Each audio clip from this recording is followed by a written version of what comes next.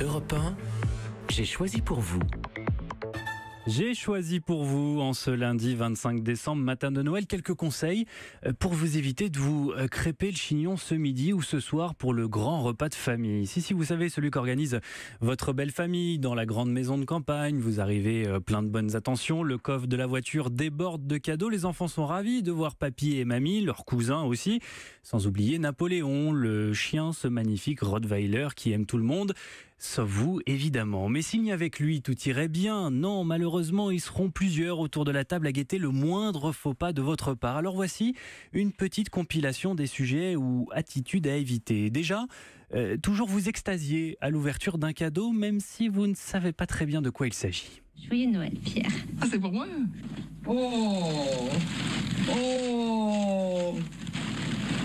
Ah! Oh, une serpillière, c'est formidable, Thérèse. Je suis ravi, écoutez. Non, Pierre, c'est un gilet. Ah oui? Ah ben bien sûr. Ah ben alors, bien sûr, c'est un gilet. Il y a des trous plus grands pour les bras. Alors, écoutez, si vous saviez ce que ça tombe bien, je me disais encore hier soir qu'il manquait quelque chose pour descendre les poubelles. Je suis ravi, Thérèse. Voilà, comme dans Le Père Noël est une ordure, évitez d'associer le cadeau à toute tâche ingrate, comme sortir les poubelles, c'est la règle d'or. Souriez, trouvez ça formidable et lisez attentivement la notice d'utilisation, même si elle est en chinois, ça devrait faire illusion. Autre conseil, évitez les sujets qui fâchent, les thèmes polémiques, et ils sont nombreux en cette fin d'année. Le Figaro les a listés pour nous. Si vous avez, par exemple, une féroce conscience écologique ou qu'à l'inverse, le Nantais que vous êtes aimerait bien un nouvel aéroport, le sujet Notre-Dame-des-Landes est à proscrire si vous ne voulez pas que la dinde de Noël se transforme en Airbus. Le harcèlement, là aussi, sujet explosif, quel que soit votre avis sur la question.